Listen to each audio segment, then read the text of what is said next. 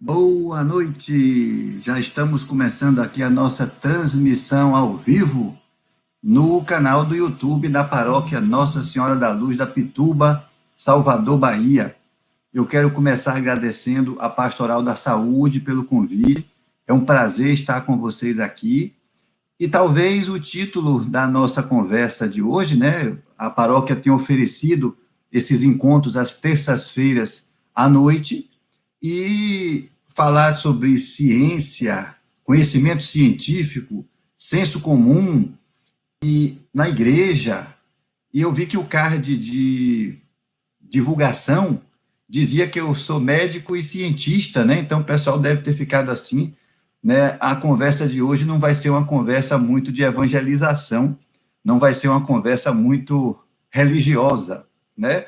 Então, assim, para já deixar logo de imediato o recado dado e a gente contextualizar em que bases vai se dar essa nossa conversa, que deve durar aí mais ou menos uma hora, eu quero começar declarando que eu sou paroquiano da Nossa Senhora da Luz, na Pituba, e é nesta condição que eu estou participando aqui com vocês. Então, é um encontro da igreja, é um encontro de gente de igreja, é um encontro de irmãos de um território paroquial, apesar de que, de repente, pode ter outros católicos, né, nos acompanhando nessa jornada, e, portanto, eu não pretendo falar aqui em meu nome, eu falar das minhas convicções, das minhas ideias, mas falar como um fiel, falar como uma ovelha desse rebanho. E por isso a gente vai começar lembrando que nós estamos, ainda que à distância, aqui reunidos em nome do Pai, do Filho e do Espírito Santo. E vamos invocar a terceira pessoa da Santíssima Trindade para que venha nos acompanhar nessa caminhada e para que venha proporcionar que o nosso encontro seja produtivo, profícuo, que a gente possa, de fato, aproveitar essa oportunidade. Então, vinde, Espírito Santo, enchei os corações dos vossos fiéis e acendei neles o fogo do vosso amor. Enviai, Senhor, o vosso Espírito, e tudo será criado, e renovareis a face da terra. Oremos, ó Deus, que instruístes os corações dos vossos fiéis com a luz do Espírito Santo, fazei que apreciemos retamente todas as coisas segundo o mesmo Espírito, e gozemos sempre da sua consolação. Por Cristo, Senhor nosso. Amém. Bom, gente, como eu disse, o convite chegou até mim pela Pastoral da Saúde, que é uma pastoral que tem uma proposta de fazer a ponte entre outros movimentos, outros serviços, outras pastorais, outros grupos que já temos na nossa paróquia. E eu mesmo não faço parte dessa pastoral, mas eu integro a pastoral catequética, né? Eu sou catequista, participo da preparação, da caminhada de mais de um ano dos nossos irmãos que se preparam para o sacramento da confirmação, e também sou da pastoral do dízimo, né? Então, de vez em quando estão saindo lá ou chegando para a Santa Missa, o pessoal me vê sentado ali na mesinha no fundo do nosso templo, né, recebendo a devolução dos dizimistas que querem sentir essa corresponsabilidade, né? Nós estamos na nossa casa comum e a gente vai receber muitos serviços a partir da nossa comunidade, mas também temos que nos corresponsabilizar para que a manutenção permaneça, as obras, a ajuda das pessoas que necessitam, e a própria manutenção da igreja e do centro comunitário, né? Eu costumo dizer, mesmo em tempos de pandemia, o Salitre não está em distanciamento social, e a nossa matriz é muito perto do mar, então não vai deixar de ser corroída, não vai deixar de precisar de manutenção, porque nós não estamos entrando lá, né? Estamos participando da Santa Missa por transmissões aqui pelas redes sociais, mas não estamos ocupando os nossos assentos no templo durante esse tempo interessante, né? Que deve ser um tempo de aprendizado também, é uma caminhada que o povo de Deus é chamado a fazer. Eu quero confidenciar para vocês que, desde o início, eu estava pensando assim, puxa, eu vou fazer uma live, né?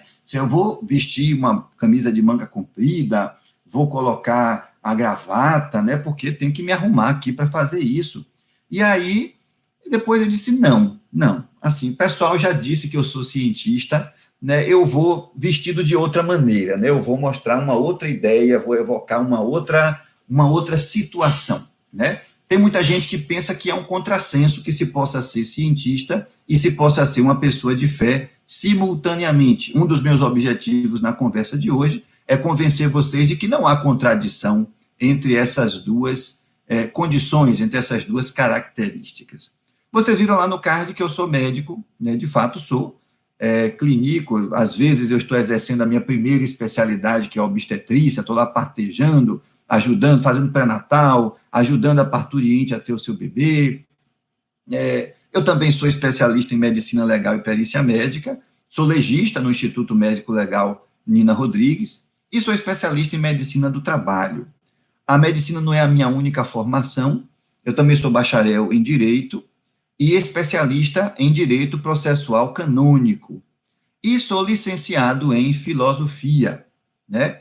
Mas lá não dizia que ele era cientista, eu digo, o que é ser cientista, né? Às vezes a gente tem uma ideia do que é ser cientista, assim, um pouco da nossa infância, quando a gente via nas histórias da Disney, lá o professor Pardal, né? Um cara meio abilolado, meio doido, que mistura química, joga umas coisas, daqui a pouco explode, e aí sai uma fumaça, mas aquela fórmula serve para fazer alguma coisa. Mas, ao mesmo tempo, é meio que um funileiro autodidata, então faz mecanismos, máquinas, né? Então aquela mistura, como é que o cara ao mesmo tempo pode ser bom em química, bom em mecânica, né? Fazer, então essa ideia infantil do que é ser um cientista, né? Um cara meio desequilibrado que fica assim, é um pouco antissocial, né? Não é muito bom de comunicação com as pessoas, fica meio na dele, com certeza não deve ser a pessoa mais popular da turma, mas ele tem resolutividade. Quando você precisa de uma solução, você vai lá e ele diz aqui, ó, é desse jeito que a gente vai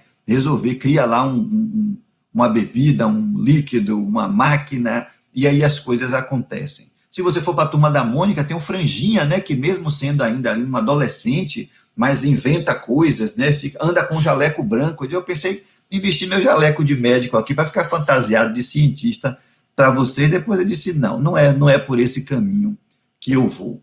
Então, que espécie de cientista eu sou, né?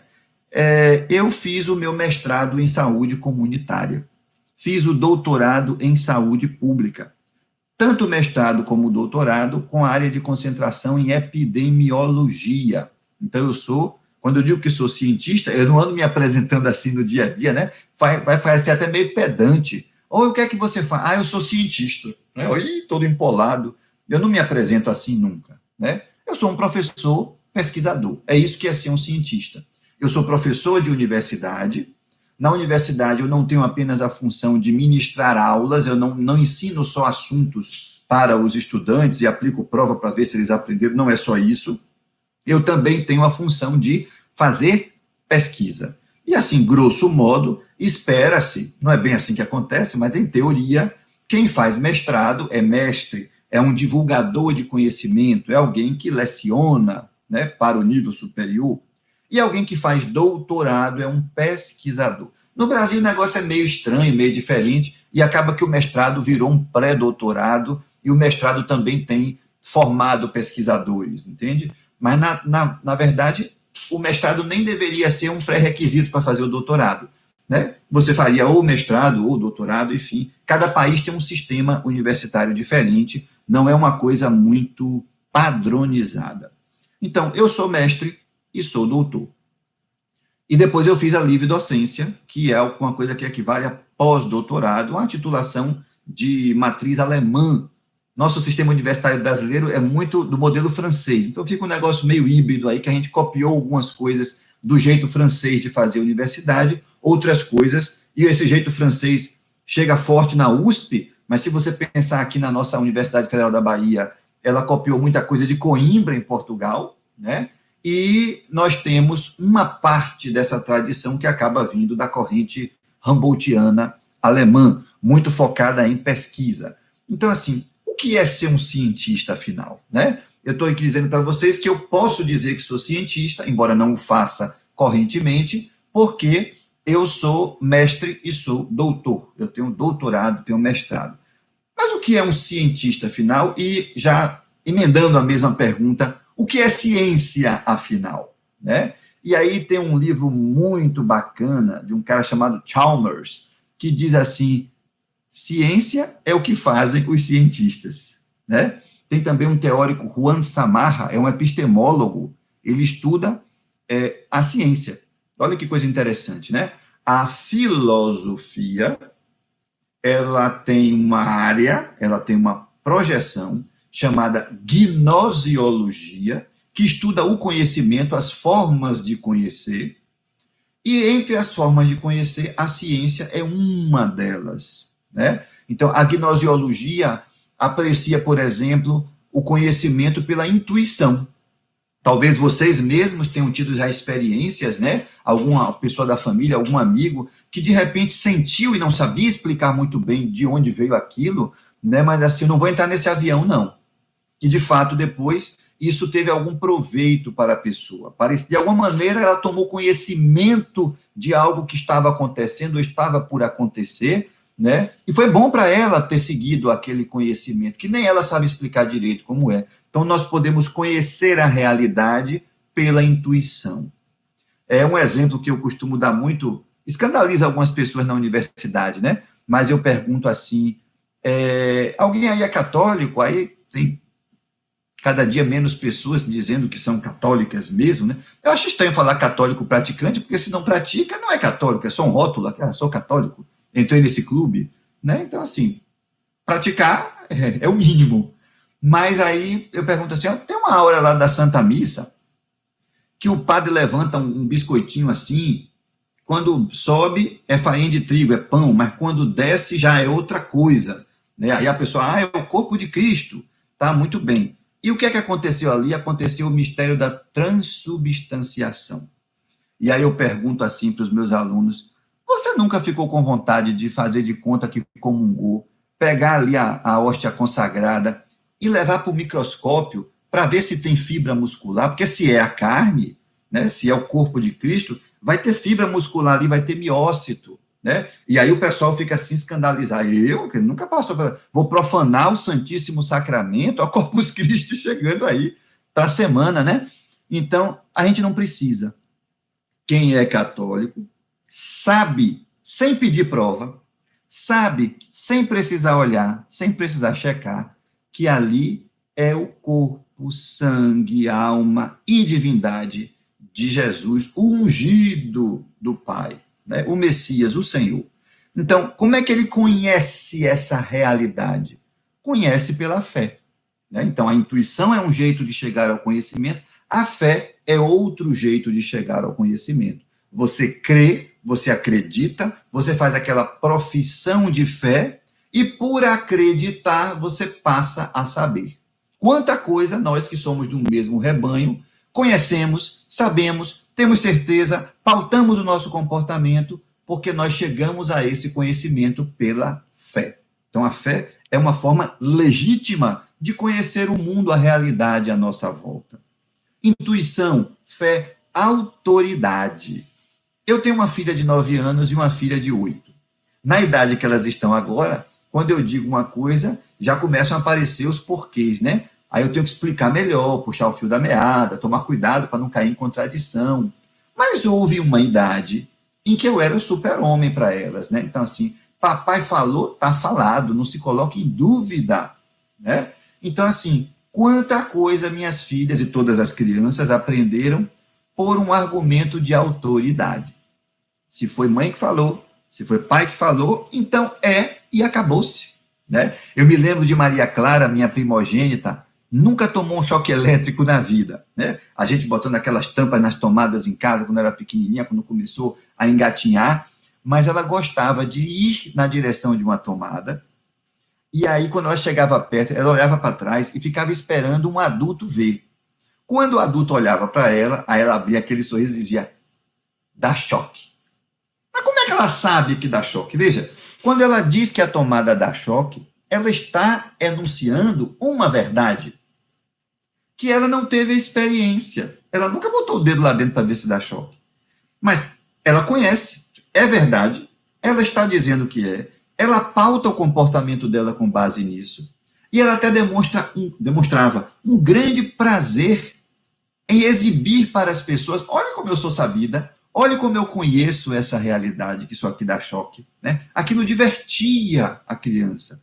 Então a gente conhece pela autoridade. Quando alguém que a gente reconhece como conhecedor, como alguém que é iniciado naquele conhecimento, que é o que muitas vezes nós fazemos, né? Alguns de nós são de estudar, outros não são tanto de estudar, alguns exercem a sua fé religiosa lendo, estudando, procurando um professor Felipe Aquino, procurando o livro do Papa Emérito Bento XVI, que é uma delícia, lendo as encíclicas papais, né? Então, tem cristão que é muito cristão estudioso, outros não tem essa característica, mas quando a gente tem dúvida, provisoriamente, qual é a coisa mais certa a fazer? Segue o bispo, né? E, em última instância, o bispo de Roma, como se dizia antigamente, é bom viver à sombra do báculo, né? Dom Sérgio chegando aí, e aí que maravilha, porque ele com seu báculo vai nos pastoreando. E aí é tão bom ser ovelha, né? Porque a gente sabe, na dúvida, eu vou atrás dele, né? Ele está me levando para o lugar bom, para o lugar certo, para a direção correta, né? Então, claro que é bom que a gente pratique o catolicismo cada vez de maneira mais embasada, sólida, estudada, mas enquanto a gente não consegue ter uma resposta pelo estudo, e a vida nos traz um problema, segue o líder, segue o bispo, segue o pastor, segue o nosso apóstolo aqui na nossa igreja local, né? E o bispo de Roma, no caso da igreja universal, né? Porque nós convergimos todos para um ápice só, lá para o privilégio petrino. Então, gente, a gente conhece pela intuição, pela fé, pela autoridade, e a gente conhece pela ciência. No mundo contemporâneo, aqui no Ocidente, às vezes parece que a única maneira de chegar a respostas é pela ciência. Mas é preciso ficar muito claro, nós cientistas não monopolizamos a fonte do conhecimento. A ciência é uma das fontes do conhecimento que, a partir lá do século XVIII, com o iluminismo, começou a se tornar uma corrente mais hegemônica, né? Então, assim, as pessoas começaram a levar em consideração a ciência como uma forma mais importante ou mais relevante de se chegar ao conhecimento, ok? Mas a única, ela nunca foi. Sem dúvida, nunca foi a única. A gente tem que levar isso em consideração. Eu estou aqui me batendo que eu posso abrir o chat, né, para poder as pessoas interagirem. Eu acho sempre interessante isso, mas eu não estou sabendo aqui que botão é que eu aperto para poder as pessoas que quiserem participar. Aqui esse YouTube tem uma coisa enxuta, né? Deixa eu ver aqui, transmitir, já estou transmitindo há 18 minutos. Gerenciar, esse botão de gerenciar não está acontecendo nada. Eu vou levar para frente. Eu estou vendo aqui que tem 23 pessoas participando e 9 deram likes, né? Obrigado pelos likes, né? Mas seria realmente interessante se as pessoas pudessem participar. Não é isso aqui, não.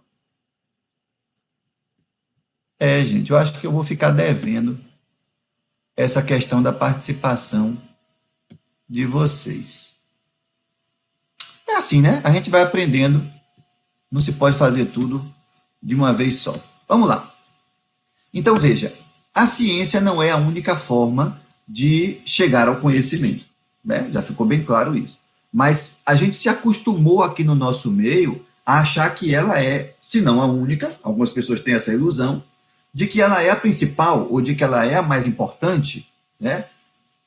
E aí a gente precisa... E também tem uma deturpação muito grande na sociedade ocidental contemporânea de que ser alguém de caminhada, ser alguém de fé, exclui a possibilidade de ser alguém que valoriza a ciência, né? Então, a gente não pode esquecer que lá no século XVIII, a que eu já me referi, anos de 1700, os principais filósofos, as principais lideranças do iluminismo eram, em sua maioria, anticlericais. Então, eles tinham um projeto político, né, Voltaire, que passou para a posteridade como filósofo da tolerância, né? Tem aquela frase famosa: posso não concordar com uma só palavra do que dizes, mas me baterei até a morte pelo direito que tens de dizê-las. É muito bonito, mas não quer dizer que ele praticava isso na sua vida pessoal.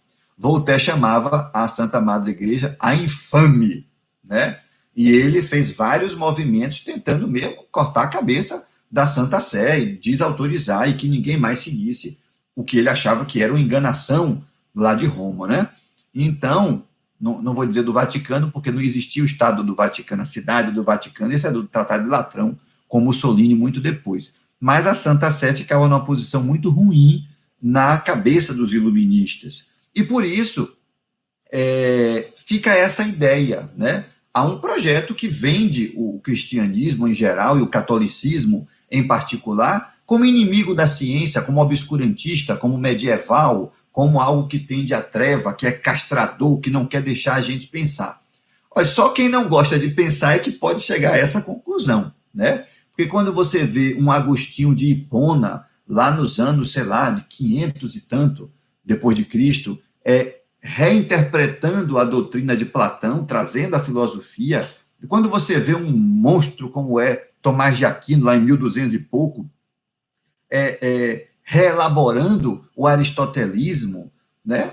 Ninguém pode dizer que a doutrina cristã, que a doutrina católica seja obscurantista ou inimiga do conhecimento, né? Tomás de Aquino tem uma proposição muito emancipatória da racionalidade humana. Ora, Deus criou o mundo com regras de funcionamento, né? Quando eu largo um objeto, ele não flutua, ele cai. Então, tem a lei da gravidade de Isaac Newton, mas, enfim, percebe-se que a natureza funciona com regras. Existem ciclos que se repetem.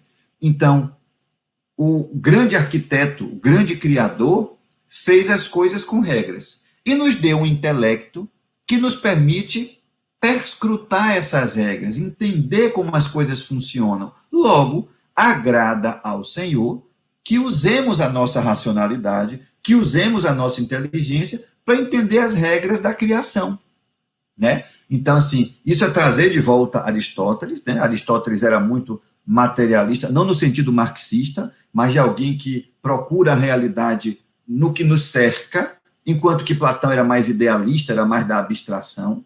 Mas nós temos vários exemplos de doutrinadores na igreja que mostram que não há nenhuma antítese, que não há nenhuma oposição entre crer e estudar, entre crer e fazer ciência. E tivemos, inclusive, religiosos cientistas, né? Padres, presbíteros que fizeram descobertas científicas.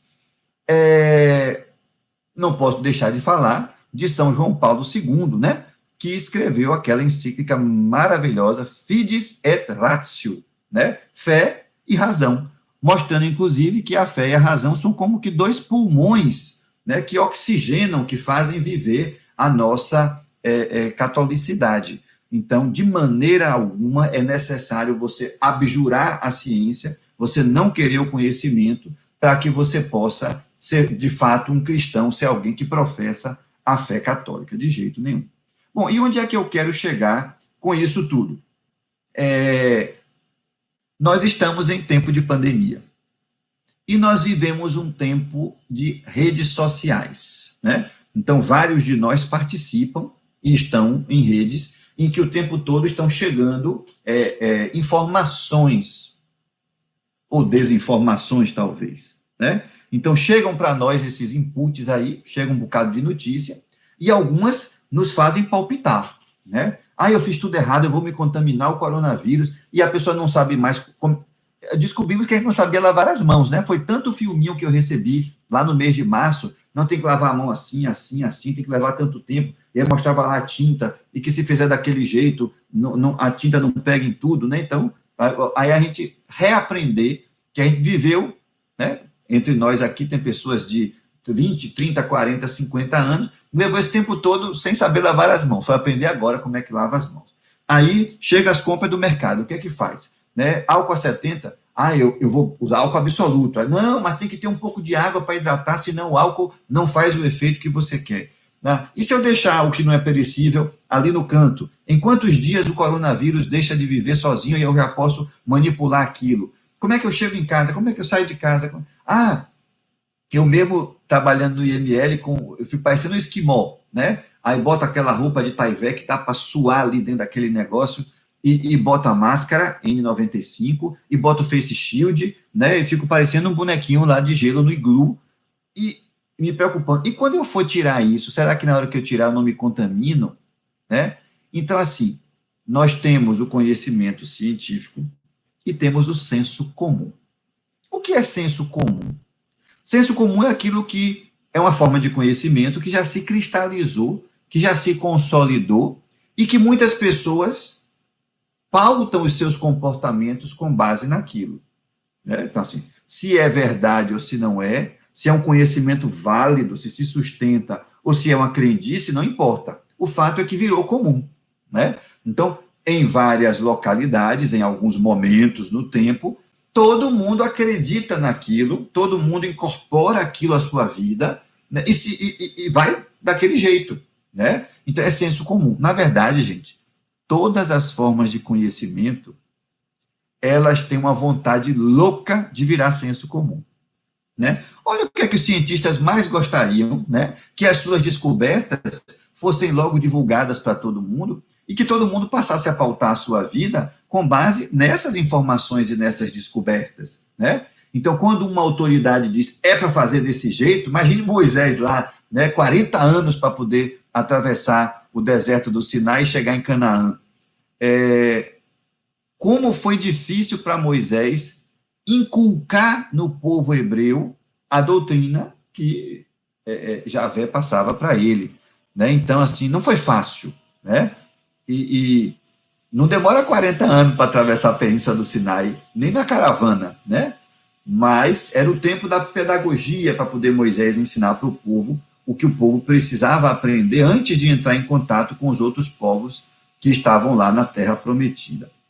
Então, veja, ele ensinava com autoridade, ele era reconhecido como liderança, ele falava pelo Deus único, e mesmo assim era difícil, né? Transformar a lei, transformar a Torá, o Pentateuco, em algo que todas as pessoas do povo seguissem de maneira automática, que aquilo se incorporasse à vida da pessoa. Isso é que é senso comum, né? Então, o senso comum é aquele conhecimento que já não se questiona mais, que você abraça e faz. Então, assim, é muito poderoso o senso comum. As outras formas de conhecimento têm uma inveja do senso comum, né? Porque quantas vezes a gente conversa com o irmão na igreja, e nas outras igrejas também deve ser assim, e fulano não entendeu bem a doutrina, fulano está interpretando diferente, não foi, olha, o padre falou isso na homilia, ele está entendendo aquilo outro, né? Então, assim, como demora, ou como às vezes é difícil de você realmente convencer a pessoa, ou então a pessoa vai para a missa, acha ótimo, gosta, acha o padre simpático,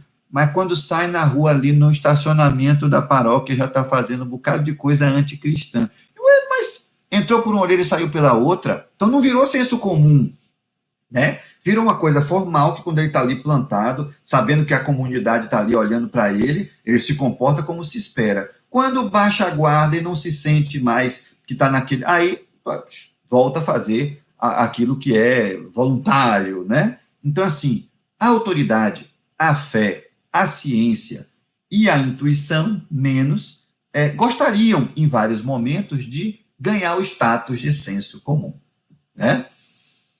E nós estamos aí nesse tempo agora interessante, em que a gente tem acesso a tanta informação que a gente se sente, na verdade, desinformado. Porque como as informações são conflitantes, se eu seguir uma, eu tenho que deixar de seguir a outra. Eu não sei qual das duas é verdadeira, qual das duas tem uma tecnicalidade, qual das duas realmente eu posso acreditar. E aí, gente, a mensagem que eu quero passar para vocês, enquanto cientista, não vai dar muita resposta. Não vou aqui apaziguar os corações e todo mundo já sai com a cabeça arrumada. Não é esse o objetivo. Veja, temos que separar o gestor do cientista. O cientista é um conselheiro. O cientista é alguém que vai ruminando, que não tem pressa, não dá para fazer ciência apressado. A ciência não dá saltos, para usar uma palavra da moda, quânticos. Não. É um trabalho de formiguinha. A gente registra, para fins de história da ciência, grandes momentos, né? Você pensar na geometria, né? Quando foi Arquimedes? Foi, parafuso de Arquimedes. Quando Arquimedes tinha que dizer para o rei se aquela coroa era só de ouro ou se tinha prata misturada, mas sem derreter a coroa que ele não queria destruir. Né? Como é que. Aí ele foi pensar, foi intuir a questão da densidade, porque ele entrou na banheira para tomar banho e viu que a água transbordava. Né? Aí ele gritou, eureka, quer dizer, descobri. Mas não é assim que se faz ciência, em estalos. Né? A gente gosta de ter essa visão. Ah, parece uma inspiração assim. A maçã cai na cabeça de Isaac Newton. Você vai derivar a teoria da gravitação universal de uma maçã que caiu na cabeça? Pelo amor de Deus, é muito cálculo. Ele inventou o cálculo integral todo para poder fazer. Ele teve que avançar a matemática para poder fazer a física que ele queria fazer. Então, não é assim no estalo. Né? Não é um gênio que de repente, cheguei lá. Não é desse jeito que acontece. O cientista rumina. Quando você pensa assim, vamos estudar o coronavírus, o leigo pensa, é para descobrir um remédio que cure quem está doente. Ou então, é para descobrir uma vacina que proteja quem não está doente para não ficar. Mas isso aí é o produto final, minha gente.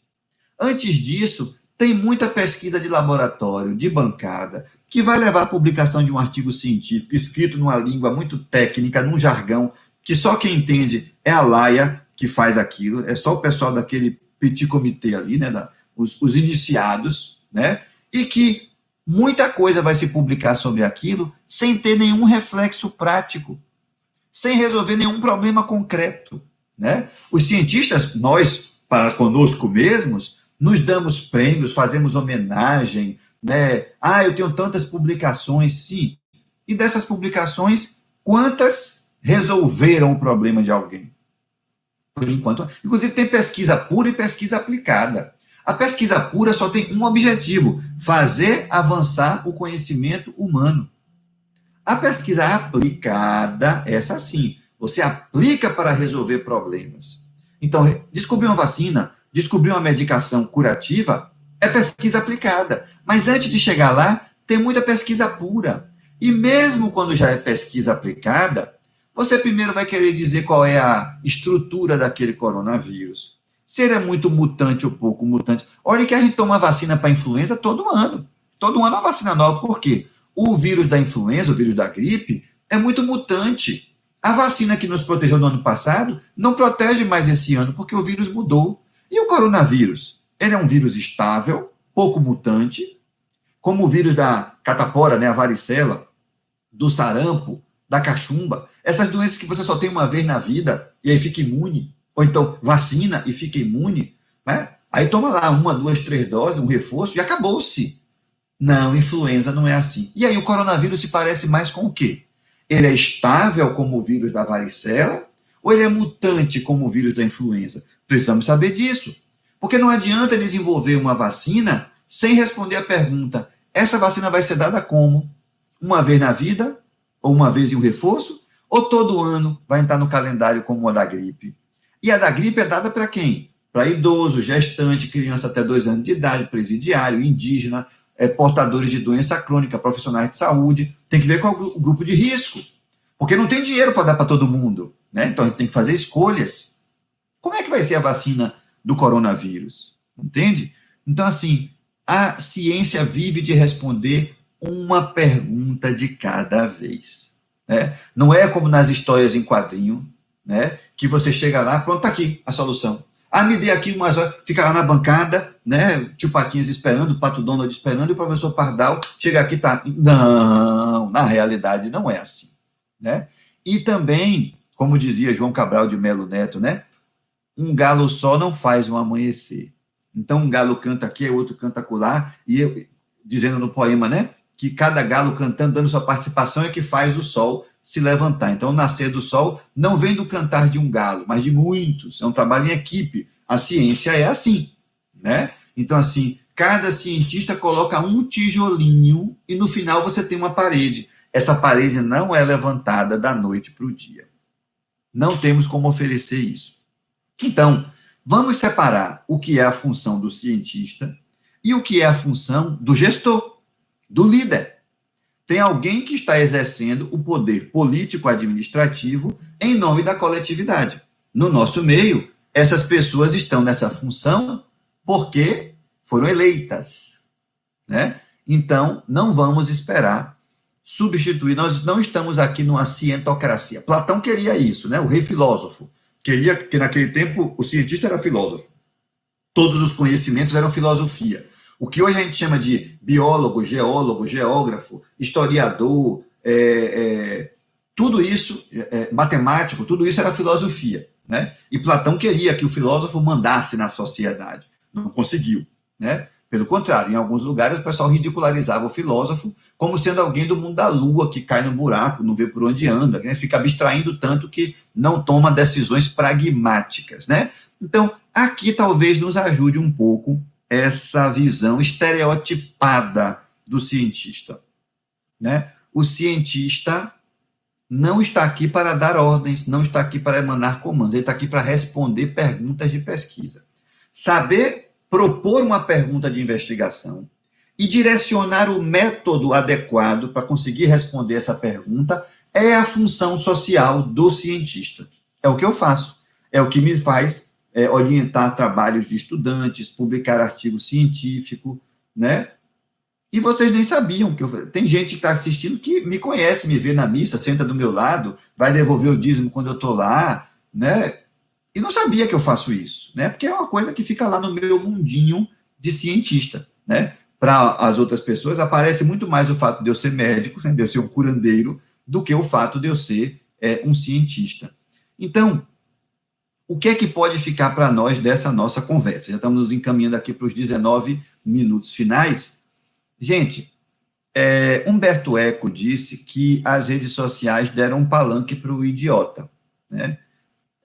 Idiota lá na Grécia era aquele que não queria participar da vida política. Podendo ser cidadão e ser ouvido na Assembleia dos Cidadãos, não queria participar daquilo. Isso aqui era o idiota. Não tinha nada a ver com burrice, não tinha nada a ver com pouca intelectualidade, não. Então, Humberto Eco, o idiota hoje é outra coisa, né? É pejorativo. Disse, e ele tem razão.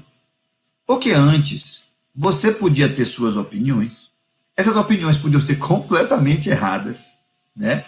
Mas o ângulo, né? o número de pessoas, o raio de ação que você podia atingir com essas suas opiniões equivocadas era muito pequeno, né? Era o seu círculo familiar, os seus colegas do trabalho, seus amigos, seus vizinhos, era pouca gente, né? E era muito fácil também, quando você achava alguém inconveniente, você fazer o desvio para poder não estar na presença daquela pessoa. Hoje em dia, não. A gente faz parte de grupo de WhatsApp, grupo de Telegram, a gente segue pessoas no Instagram, no Facebook, no Twitter, aí essas pessoas começam a emanar informações que nos chegam, e dependendo da plataforma, você tem como retrucar, você tem como responder, como comentar, e os outros também vão ler. Então, assim, tudo virou uma grande ágora, uma grande praça pública, né? Algumas pessoas vão ver nisso uma emancipação. E aí, voltando a falar aqui como fiéis, né, que somos, já pensou se todo mundo for para a Santa Missa, ouvir a homilia, e cada um sair com a sua opinião depois? Tem gente que se ocupa mais de julgar o presbítero, e o padre hoje estava assim, estava assado, do que de introjetar a mensagem que ele trouxe, que não é dele. Ele não prega em nome próprio. Ele não prega a doutrina dele, ele prega a sã doutrina que a Igreja Católica tem guardado desde a passagem terrena de Jesus até os nossos dias, guiada pelo Espírito Santo. Então, gente, como é que pode funcionar isso, né? Já pensou? A nossa igreja é grande, nossa matriz. Então, numa missa com aquilo ali lotado, é gente para chuchu, é cabeça para chuchu. E se cada um sair com a sua homilia? De que é que valeu? Frei Demerval está ali na frente, né? Frei Adalan, Frei Alonso. Agora, se eu não lembrasse o nome de Frei William, ia ficar feio, né? Então, temos essa fartura de sacerdotes E aí está ali falando, mas ele está celebrando em persona Christi. Não é ele falando, não é o que ele acha, não é uma opinião. E tem gente que sai dali achando que pode, eu opino assim, eu opino assado, eu não fui nessa não. Calma, não é por aí. E aí coloca aquilo em rede social. Porque uma coisa, e aqui eu estou numa situação perigosa, né? Porque nesse momento tem 25 pessoinhas aqui, eu estou vendo os bonequinhos, mas eu não faço ideia de quem são. E isso fica gravado depois, pode ser consumido, né, assim que se fala hoje, por pessoas que, inclusive, atacam o nosso credo. Né? Pode ser por pessoas que estão de fora. Então, aquelas maneiras tradicionais, artesanais de comunicação, as coisas ficavam ali entre os participantes, você tinha mais controle. Agora não. Todo mundo acha que chega e pode dar uma opinião avalizada, todo mundo é um emissor de conteúdo. Isso vira uma cacofonia. Né? Então, veja, o que é que nós temos hoje nas nossas redes sociais? Muito senso comum, mas um senso comum que não passou por filtros, um senso comum que muitas vezes tem interesse até ideológico. Então, as pessoas estão manifestando preferência por esse lado, por aquele lado, porque querem chegar numa situação de defender um grupo político, defender uma ideologia, defender uma igreja, uma doutrina. Então, isso é perigoso. Né? A gente tem que ter essa malícia de perceber por que fulano está falando isso, onde é que ele quer chegar. Isso chama-se teleologia. Né? Ele não falou por falar, ele falou porque ele quer chegar em algum ponto. Né? Então, isso é importante. Às vezes, as pessoas jogam as coisas no grupo e a gente já quer responder de bate-pronto. Não faz isso. Olha como Maria ensina isso. Né? Maio acabou, mas a gente continua seguindo Maria o ano inteiro. E Maria guardava aquilo no seu coração. Então, a gente não precisa responder de imediato. Para e fica ruminando. Guarda no coração, tira depois, aprende, isso me serve, isso não me serve, porque senão isso gera uma paranoia, uma neurose, que você nunca sabe o que é certo e o que é errado. Vou lhe contar um segredo, quem mandou a mensagem também não sabe. Né? Então, assim, a gente hoje fica assim, e os cientistas não concordam, mas nunca concordaram. Né? Ciência não é dogma. Ciência é exatamente duvidar. O cientista é alguém que duvida com método. Inclusive, segundo Karl Popper, com seu falsificacionismo, tudo que a ciência descobre é provisório. Assim, enquanto eu não consigo derrubar essa hipótese, ela vai ficando, mas eu vou continuar tentando falseá-la, vou continuar tentando derrubá-la. Então, veja como a ciência, ela aborda os assuntos do mundo de uma maneira muito sua, que se a gente, como crente, né, como fiel, analisa, às vezes até, puxa, nos tira do eixo, assim, mas tudo bem, né? Quando a ciência se volta para o seu objeto de conhecimento, ela tem que se voltar de maneira incrédula, de maneira duvidosa, né? Que é o que René Descartes chamou de dúvida metódica, né? Não é duvidar porque eu não quero saber nada, não. É ter um método nessa dúvida. E por isso a ciência tem trazido tantos dividendos, tantas descobertas. Olha aí, antibiótico, vacina, técnicas agrícolas, né? Como a gente resolveu vários problemas da humanidade com base no conhecimento científico. Mas, já dizia Fyodor Dostoiévski, na sua obra Os Irmãos Karamazov, se Deus não existe, tudo é permitido. E os irmãos Karamazov, Ivan Karamazov, né, que era o irmão do meio, de Dmitri e Alexei, ele não estava dizendo aquilo querendo evangelizar ninguém, não. O religioso era o caçula, era Alexei Karamazov. O do meio não era flor que se cheirasse, o Ivan, mas ele disse isso, né? Se Deus não existe, tudo é permitido. Quer dizer, ali não era Deus a trindade, era Deus uma força superior. Quando você diz superior, pode ser seu pai, pode ser seu chefe, pode ser o rei, pode ser o presidente, alguém a quem você presta contas, né? Então, se Deus não existe, quer dizer, naquele contexto ali, se você não presta contas a ninguém, se você não tem ninguém acima de você numa hierarquia, então tudo é permitido. Você chuta o pau da barraca, chuta a barraca inteira e está tudo bem. Entendeu? A ciência também é assim, né? Então, em nome da descoberta científica, muita coisa feia já se fez no mundo, muita coisa errada.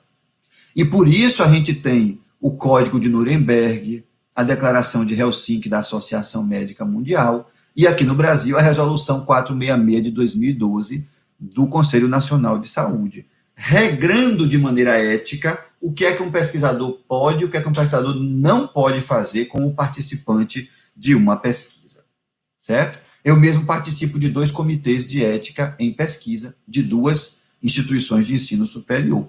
Então, a gente analisa o projeto antes do pesquisador ir a campo fazer a ciência dele, para ver se ele não está, sem querer, maltratando os seres humanos, se ele não está passando por cima da sensibilidade de pessoas, né? Se ele não está, de alguma maneira, corrompendo a dignidade da pessoa humana.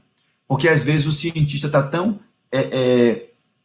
absorvido pela sua pergunta de pesquisa, ele está tão interessado em responder aquela pergunta de investigação que ele não percebe os danos colaterais que ele está causando com o seu projeto de pesquisa, né? E aí nós temos exemplos com os nazistas na Alemanha, que fizeram pesquisas que a gente até hoje utiliza o conhecimento dessas pesquisas, mas muita gente foi tratada como coisa para poder fazer essas pesquisas. Nós temos o estudo Tuskegee com afro-americanos, né, negros no sul dos Estados, no Alabama, nos Estados Unidos, né, que tiveram simulação de tratamento e não estavam sendo tratados, deixava a doença seguir de propósito para poder saber como aquela doença funcionava, né? Nós temos outros exemplos em que, para avançar o conhecimento científico, a humanidade foi capaz de coisas escabrosas. Então, o cientista não é santo, o cientista não é anjo, o cientista não é sobre-humano, é uma pessoa como outra qualquer. E, portanto, precisa ter filtro, precisa ter alguém a quem prestar contas, precisa ter um acompanhamento, né? E ele é, às vezes, muito técnico, muito metodológico, e ele deixa escapar as questões sociais da pesquisa que ele está fazendo, certo? Além disso, o cientista é pautado por seus objetivos, né? Então, assim, quanto mais ele publica, mais ele é convidado para ir para congresso. Ele é visto como uma liderança, como uma autoridade. Aqui no Brasil, ele ganha bolsa de produtividade em pesquisa do CNPq, então vira dinheiro, né? E temos tido casos, felizmente minoritários, de cientistas que fizeram plágio, salamização e outras coisas que eu não vou explicar aqui o que são, mas são coisas feias que um cientista faz para artificialmente aumentar o impacto da sua própria produção científica ou o peso, né, o peso numérico da sua produção científica, autorreferência e por aí vai. Então, assim, cientista é uma pessoa como outra qualquer, com fraquezas, com problemas, com possibilidade de corrupção. E por que, então, a gente colocaria todas as fichas na ciência? A ciência não é feita por extraterrestres, não é feita por Deus em pessoa, nem por seus mensageiros anjos. A ciência é uma criação humana, é uma produção humana, sujeita a toda a fragilidade humana. Então, assim, para começar a encerrar aqui nos nossos minutos finais, né? Desanuvia a sua vida. Tira esse peso do seu coração e para de consumir essas verdades de WhatsApp e de outros aplicativos, né? Dá um pouquinho de trabalho isso. Procurar qual é a fonte, quanta coisa a gente recebe. Pesquisa alemã. Peraí, que pesquisa alemã? Tem o link que leva ao artigo? É um artigo alemão mesmo? Né? De onde saiu isso? Porque as pessoas colocam assim como uma coisa em aberto. Então, tem que checar. Nós nos desacostumamos dessa disciplina de checar quem trouxe a informação, de onde trouxe, se é verdade, se não é. A gente já vai se jogando, né? Não pode ser assim. Não pode ser desse jeito. Este é o caminho mais fácil para sofrer. Esse é o caminho mais fácil para ficar perdido no meio do tiroteio, sem saber para onde vai, né? Aí fica até bom fazer, como diz que Dom João VI dizia, né? Quando não sabemos o que fazer, é melhor não fazermos nada de bom. Mantenha-se onde você está, do que fazer uma biruta que toda hora, quando o vento muda, você vai para uma direção diferente. Então, quer tomar a decisão? Vai estudar, né? Vai procurar quem sabe, vai procurar quem é uma autoridade naquela área. Mas só porque ele é uma autoridade, tudo que disser você acredita? Não. Peça explicação. Mas me troca em miúdo, doutor, em linguagem de gente, em português que a pessoa entende. Né? Por que, que chegou a essa conclusão? Por que, que eu devo fazer isso? Por que, que eu não devo fazer isso? Entendeu? Então, assim, claro, a depender da nossa idade, a depender da nossa incorporação tecnológica, vocês estão vendo aqui que eu estou me batendo com o YouTube, né? Não consegui abrir para vocês a possibilidade do chat, né? Fui incompetente, mas para algumas pessoas vai dar um trabalho maior, mas está ao alcance de todo mundo. Fuçar, procurar, aprender quais são as técnicas para que você não consuma fake news, que às vezes não são nem news, porque news quer dizer notícia, quer dizer coisa recente, e às vezes são fake olds, né? São coisas velhas, boatos que já estão correndo aí ó, há um tempão, e você está recebendo hoje pela primeira vez, mas um bocado de gente já viu que isso é mentira e já está correndo por aí. Então tem site de boatos que você vai lá e checa se é ou se não é, né? Tem inverdades, e às vezes é uma pessoa famosa e ela própria tem que vir a público negar. Eu não falei isso não, atribuíram a mim. Né? O que você vê aí de texto dizendo que é de Alexandre Garcia, de Arnaldo Jabor, né? Quando vai olhar, não tem nada a ver. Quem conhece o estilo da pessoa até percebe, esse texto aqui não é de fulano não. Mas às vezes a pessoa vai assim assim, pegando fogo, né? Você não é palito de fósforo, então não precisa esquentar a cabeça com tudo que você recebe. Deixa decantar, né? Deixa baixar a poeira. E lembra, houve um tempo, eu já tenho 43 anos, então eu vivi uma boa parte da minha vida que a informação só chegava depois de filtrada. Era no telejornal, quer dizer, aconteceu durante o dia, você só vai saber no telejornal de noite.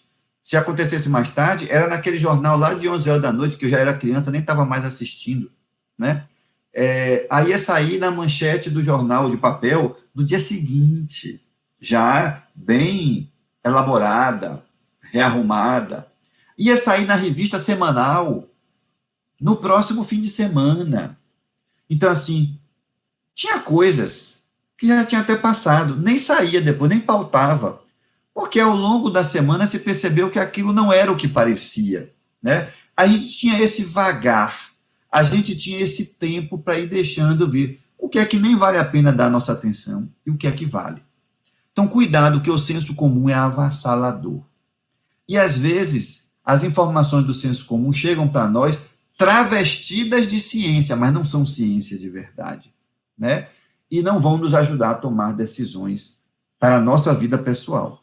Porque decisões para a nossa vida coletiva, aí tem uma liderança tomando. A gente já deu o mandato, a gente já elegeu o prefeito, o governador, o presidente. Vamos orar para que eles possam tomar as melhores decisões. E o que for lei e a gente tiver que cumprir, vai ter que cumprir, porque senão é preso, é multado, é punido e por aí vai. Né? Então, assim, o meu convite como cientista, né, que estou assumindo aqui que sou, é não deposite toda a sua fé na ciência, porque a ciência não tem todas as respostas. E as que ela tem não são produzidas assim de imediato, com rapidez. E uma vez que a ciência tenha produzido suas verdades, que são sempre provisórias, o gestor, o líder, o político, vai escolher se vai ou não vai tomar decisões com base na ciência. Porque muitas vezes não é com base na ciência que toma a decisão também. É numa outra estratégia, numa outra lógica diferente e que pode até ser legítima também. Ok? Bom, minha gente, estamos aqui já reduzindo o número de pessoas que estão me seguindo nessa live, né? E eu realmente acho que quando passa de 50 minutos, 60 minutos, já não está entrando mais, entra por uma orelha, sai pela outra, mas não fica, não decanta. E o meu convite aqui para você é isso, ficar para decantar. Então, eu quero agora encerrar essa nossa interação, agradecer ao convite da Pastoral da Saúde, muito gentil, louvar ao Senhor, porque a nossa paróquia continua pulsante, pujante, uma comunidade de fiéis, de irmãos no nosso território paroquial aqui da Pituba, porque continuamos segurando as nossas obras sociais, os nossos 4 presbíteros continuam nesse pastoreio, celebrando a Santa Missa e irradiando ao vivo para quem quer participar, não é assistir, participar da nossa missa dominical. E vamos colocar nas mãos do Senhor quando é que a gente vai poder voltar para o nosso estilo tradicional de convivência. Por isso, rezemos ao Senhor.